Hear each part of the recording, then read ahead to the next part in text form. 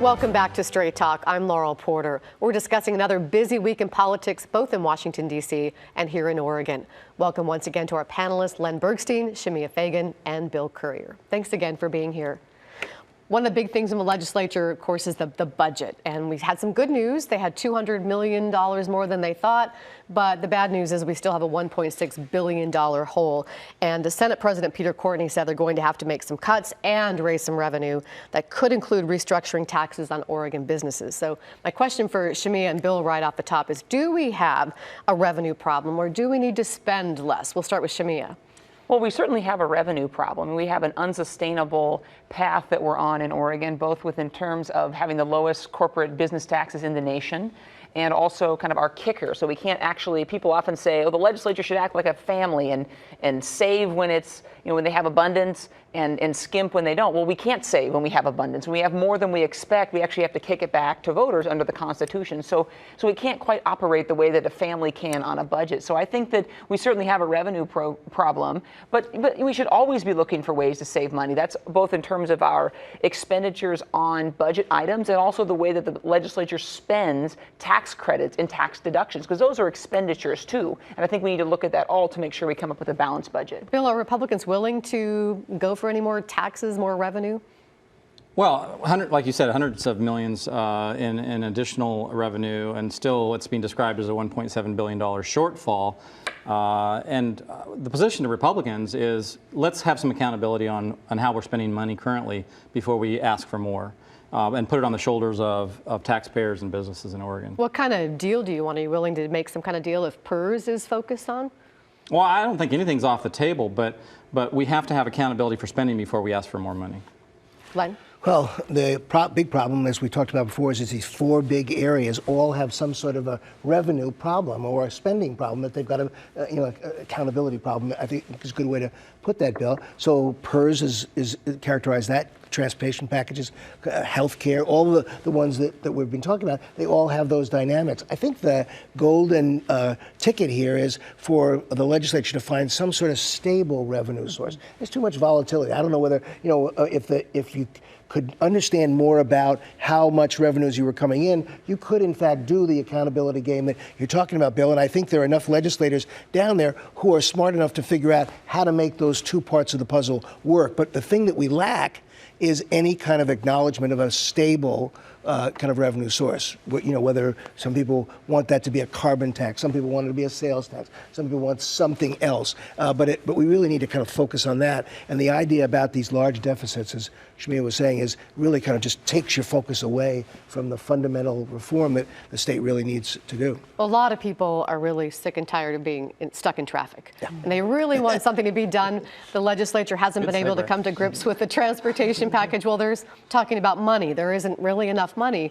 It doesn't appear to be for a transportation package. So I want to read a quote to you from the mayor of Happy Valley in the Clackamas Review, who says addressing transportation needs is a priority in her city, Mayor Lori Chavez Dreamer. And she said the congestion on I-205 affects everyone in the Portland metro area, with citizens spending $1,400 per person a year to sit in traffic. We can solve this issue if legislators move forward with a revenue package that directly fixes roads. May not solve the whole problem, but it sticks to the priorities and promises made by both sides. These issues are lost causes if we don't make hard decisions. Talking the talk makes a good legislator. Walking the walk makes a good leader. And now this week, Mayor Wheeler and also the mayor of Tualatin have come out saying, well, maybe we should look at tolls as a possible option. Bill, would you go for tolling possibly? Well, I'd want to see some public response on that before I took a position. I'm not sure that will be met with enthusiasm. However, I think what's happened in the past is that we've looked at solutions that don't really address the on-the-road congestion issue itself.